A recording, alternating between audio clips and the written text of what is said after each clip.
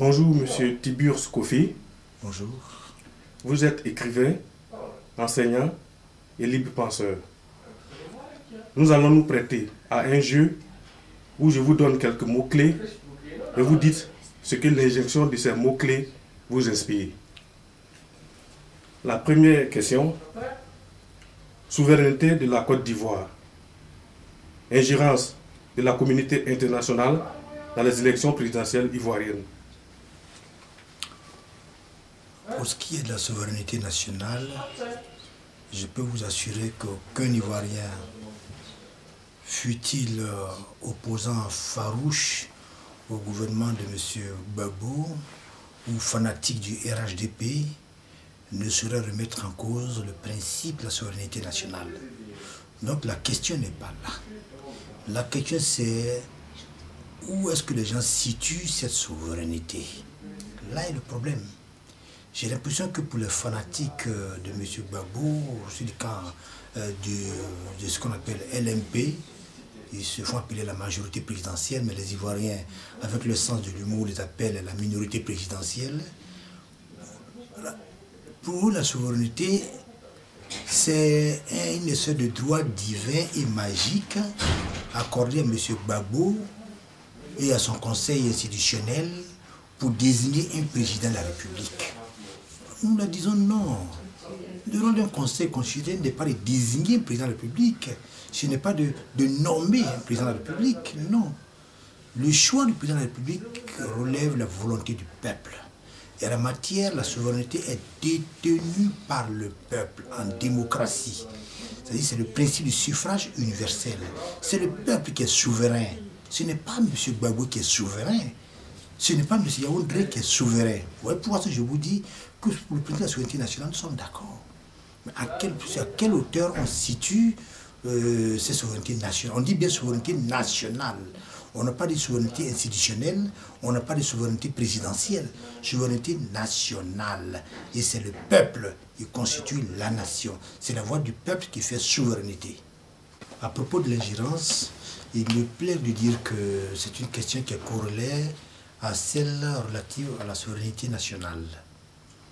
Je vous disais que ça m'amuse quand j'entends certains intellectuels africains brandir la souveraineté nationale comme quelque chose de magique et qui fait que le peuple n'a pas le droit de décider, que c'est le prince qui décide. J'ai eu un débat sur RFI avec M. Achille Bembe sur cette question. J'ai trouvé sa prise de position inacceptable.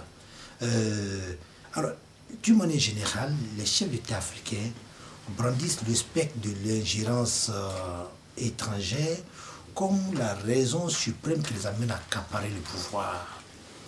M. Mugabe, par exemple, sous prétexte de combattre le colonialisme, de s'opposer à l'ingérence étrangère, peut s'amuser à monopoliser l'exécutif. En Côte d'Ivoire aussi, M. Gbagbo fait la même chose.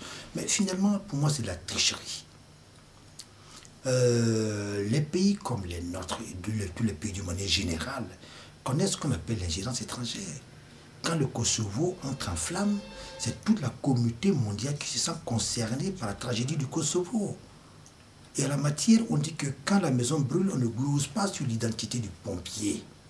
Quand il s'agit d'aller voir les Blancs, de chercher de tout faire pour un PPTE, pays pauvres très endettés, pour qu'on nous efface nos dettes, oui, là, il n'y a pas étranger, il n'y a pas ingérence étrangère. Quand il s'agit d'aller voir les Européens pour nous donner de l'argent pour organiser nos élections, non, ce n'est pas une ingérence étrangère. Quand il s'agit de les solliciter à tout point de vue, même sur le plan militaire, pour faire face à une rébellion, ce n'est pas une ingérence étrangère. Mais dès que cet étranger se met à donner un point de vue sur notre politique, oh là là là là là là, c'est le tollé général. J'ai dit non, ce n'est pas sérieux. Pour ce qui est de la Côte d'Ivoire, nous étions arrivés à un stade de notre crise où, manifestement, la résolution de notre crise ne nous appartenait plus en réalité. À cause de la défiance qu'il y a entre les principaux acteurs, plus personne ne fait confiance, ne faisait confiance et même ne fait confiance à M. Gbagbo. C'est ensemble qu'eux-mêmes ont décidé que l'ONU certifie nos résultats. M. Gbagbo a même pris un décret au nom de l'article 48, je crois, pour permettre la certification des résultats. Alors d'où vient qu'aujourd'hui, on ne veut pas d'ingérence? le même processus qui a été utilisé lors du premier tour et qu'il a vu venir en tête de la liste des résultats, c'est le même qui a été utilisé pour le deuxième tour. Pourquoi n'a-t-il pas créé l'ingérence étrangère? Ingérence, parlons-en. En 2000, lorsque M. Gbagbo arrive au pouvoir, à l'exécutif, à la suite d'une insurrection populaire, quel est le premier pays qui le reconnaît avant même qu'il y ait quelqu'un d'investiture? La gauche française. Notre gestion a été le premier à lui envoyer ses lettres de félicitations, à reconnaître son élection. Mais monsieur, personne n'a créé l'ingérence étrangère. Enfin. Bon, donc voilà en gros ce que m'inspire la notion d'ingérence étrangère.